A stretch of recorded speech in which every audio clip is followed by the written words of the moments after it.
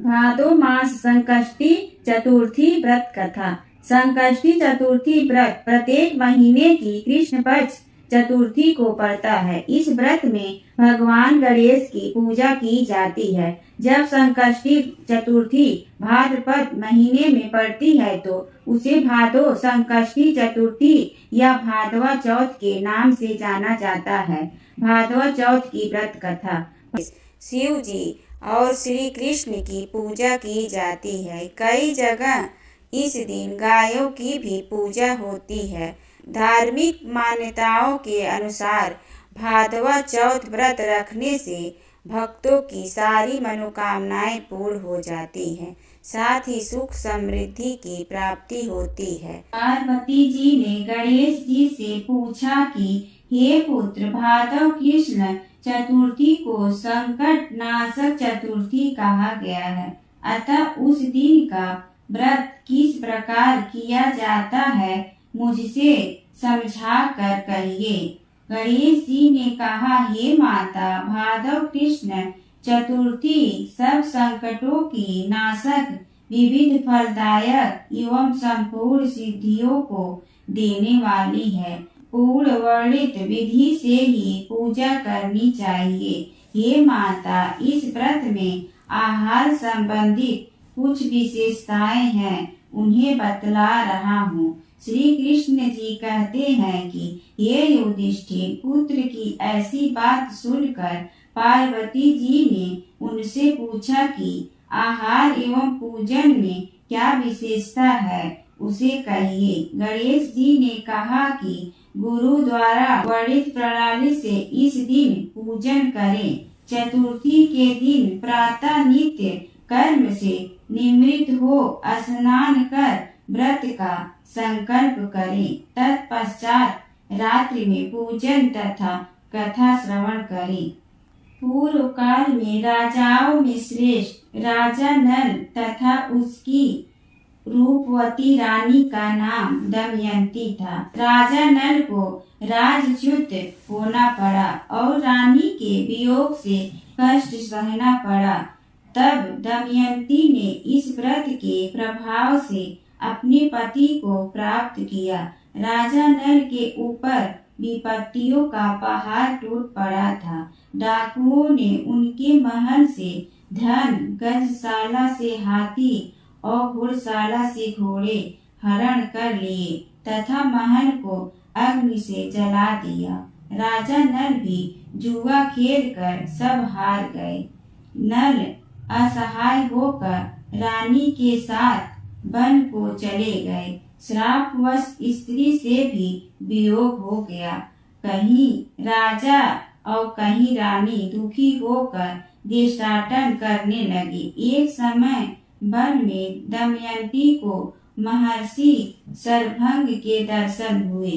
दमयंती ने मुनि को हाथ जोड़कर नमस्कार किया और प्रार्थना की, प्रभु, मैं अपने पति से किस प्रकार मिलूंगी। शरभंग मुनि बोले, दमयंती, भादव की चौथ को एक दंत गजानन की पूजा करनी चाहिए। तुम भक्ति और श्रद्धा पूर्वक गणेश चौथ का व्रत करो, तुम्हारे स्वामी तुम्हें मिल जाएंगे। शरभंग मुनि के कहने पर दमयंती ने भादव की गणेश चौथ का व्रत आरंभ किया और 7 माह में ही अपने पुत्र और पति को प्राप्त किया। इस व्रत के प्रभाव से नल ने सभी सुख प्राप्त किए। विघ्न का नाश करने वाला तथा सुखी देने वाला यह सर्वोत्तम व्रत है।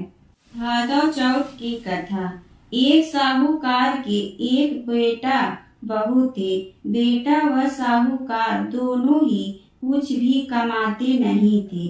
बड़े बूढ़ों का धन था, उससे काम चलाते थे। जब भी बहू बाहर कचरा डालने जाती तो पड़ोसन उससे पूछती, बहू आज क्या खाना खा कर आई है? तब यह कहती, वही ठंडी बासी रोटी खा कर आई हूँ। एक दिन यह बात साहूकार के बेटे ने सुन ली। उसने अपनी माँ को सारी बात बताई और पूछा कि माँ तू तो बहू को रोज गर्म गर्म खाना परोसती है, तब भी यह पड़ोसनी से कहती है कि वही ठंडा बासी रोटी खाकर आई हूँ।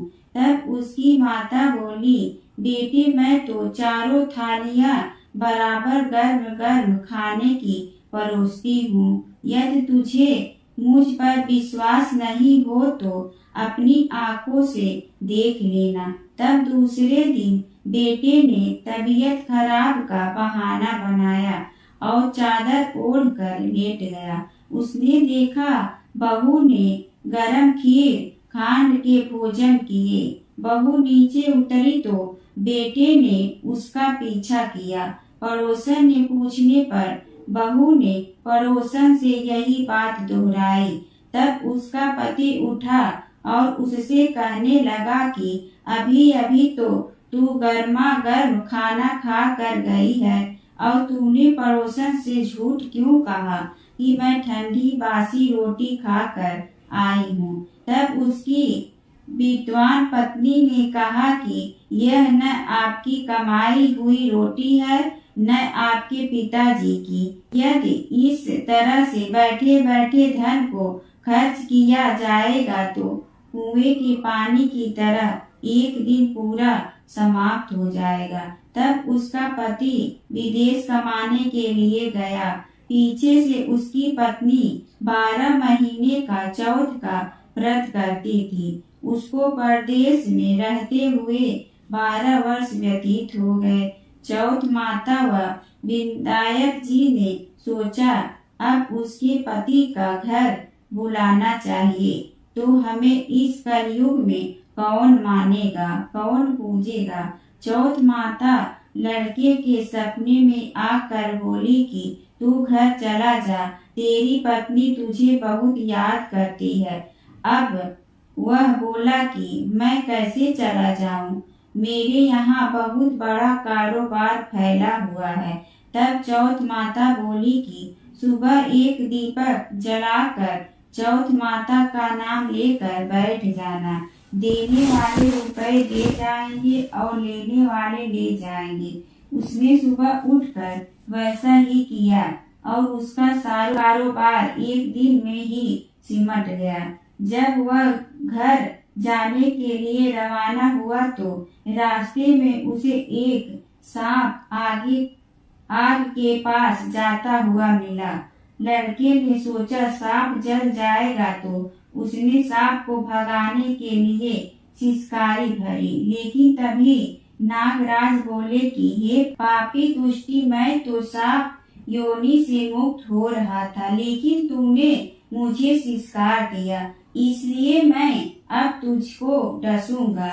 तब वह लड़का बोला, हे नागराज, तुम मुझे अवश्य खा लेना, मैं आपको वचन देता हूँ। मैं 12 वर्ष बाद अपने घर मिलने जा रहा हूँ। कल रात आप अवश्य आ जाना। जब पति घर आया तो वह बहुत उदास था।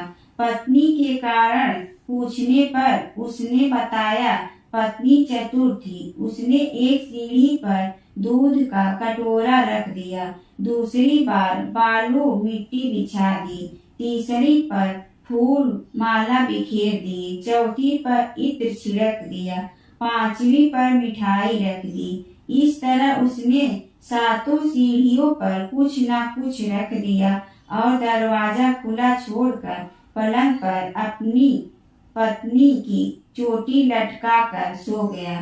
सांप आया, सबसे पहले उसने दूध पिया तो बोला, साहूकार के बेटे, तूने सुख तो बहुत दिए हैं, पर वचन का बंधा हूँ, इसलिए तुझे डसूंगा अवश्य। 7 सीढ़ियों पर उसने ऐसा ही कहा। जैसे ही वो उसको हंसने लगा, चौथ माता और विंदायकी ढाल व तलवार बन गए और उस सांप के 4 टुकड़े कर दिए। पूंछ का एक टुकड़ा लकड़ी की जूती में जाकर गिरा।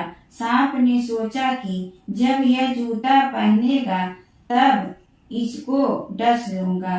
तभी वहां बहुत पार चींटियां आ गई। उन्होंने कहा, यह स्त्री हमें रोज शक्कर व आटा खिलाती भी, इसीलिए इसकी रक्षा करनी चाहिए। चींटियों ने उस पर हमला कर दिया और उसकी पूंछ को पोली कर दी। जैसे ही सुबह हुई वहाँ खून ही खून हो रहा था। माँ ने सोचा मेरे बेटे बहू को किसी ने मार दिया है, इसलिए वह चिल्लाने लगी। तभी बेटा बोला कि माँ खुशियाँ मनाओ, आज हमारा वैरी दुश्मन मर गया है। और पूछने लगा कि मेरे पीछे से मेरी दीर्घ आयु के लिए कोई उपाय किया था क्या? तब माँ बोली, मैंने तो कुछ भी नहीं किया। पत्नी से पूछने पर बोली कि 12 महीने की चौथ माता का व्रत करती थी, इसलिए चौथ माता व विनायक जी ने हमारी सहायता की है। तब सास बोली, यह झूठ बोलती है, रोज मैं इसे 4 बार रोटी देती थी, तो फिर इसने चौथ का व्रत कैसे किया? तब बहन बोली, एक बार गाय को खिलाती, एक मेहतरानी को देती, एक जमीन में गाड़ देती। शाम का खाना मैं चंद्रमा को अर्घ देकर खाती। यदि विश्वास नहीं है तो पूछ लो। तब गाय माता से पूछा तो वह हंसने लगी और पलाश के फूल उसके मुंह से गिरने लगे। जमीन में खोद कर देखा तो रोटियों की जगह सोने के चक्कर थे। मेहतरानी से पूछा तो उसने भी हाँ भर दी। हे चौथ माता, उसके पति की रक्षा हुई, वैसे ही हम सबकी रक्षा करना, सबकी मनोकामना पूर्ण करना। जय गणेश जय गणेश जय गणेश देवा।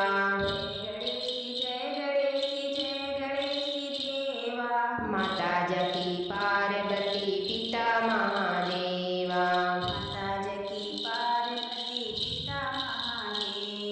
एक दंत दयावंत चार भुजाधारी।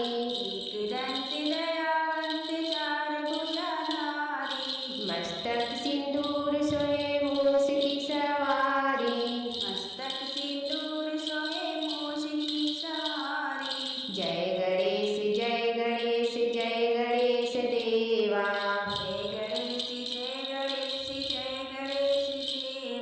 माता जकी पार्वती पिता